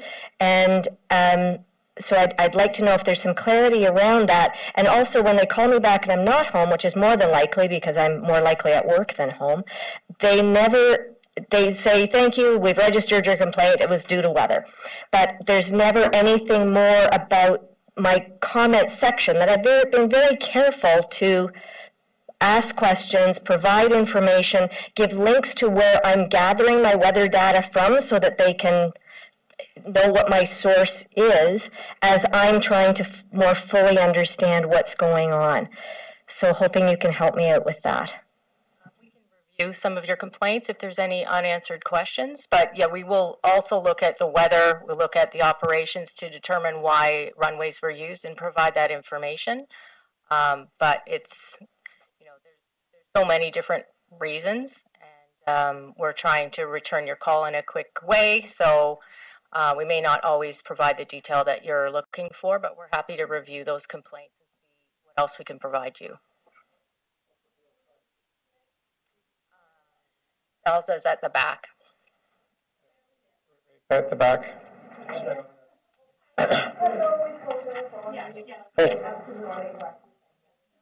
Well, thank you for those comments. Let's go to the next question. We have time for a couple more questions here. And I think any other questions?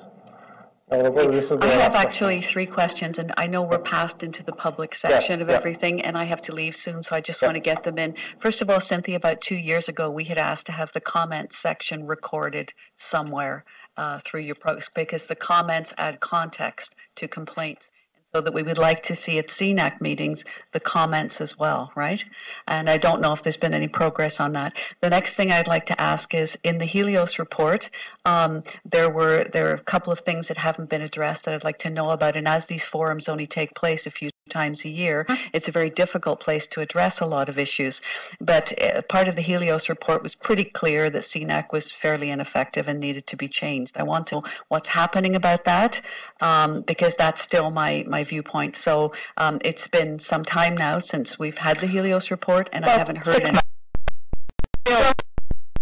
But still, yeah. Okay. Yeah, but it's the composition of CENAC. It's there's a lot of things. Sure. But I would like updates on that as it goes, so that we don't think it's been forgotten. Sure.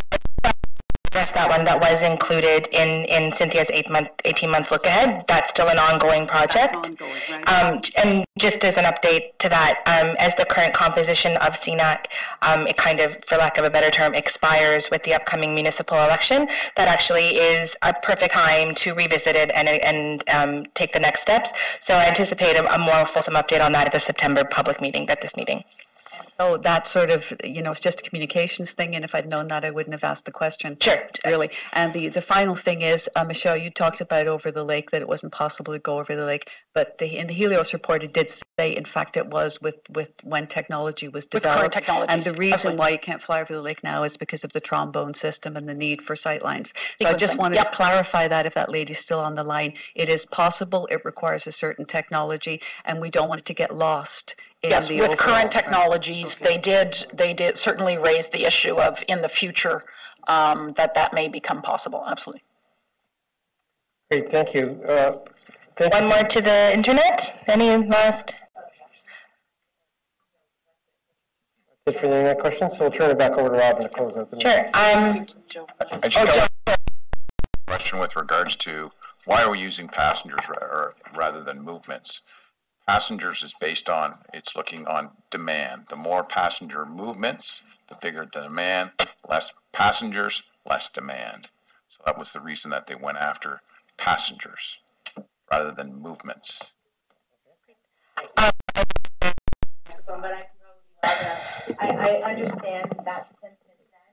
I think it needs to be relooked at again, because the planes are so much bigger than that when that decision was made. An A380 never existed then. It exists now. Quietest, most beautiful. We need to look at it again. And we have to help everybody on the ground, is that calculation. We have committed to studying our night flight program.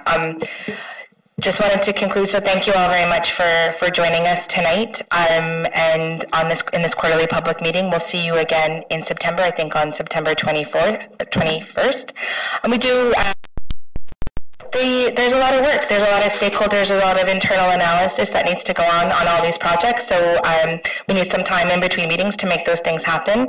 But on the consultation, and we look forward with further updates. Thanks a lot. Thank you. Good night.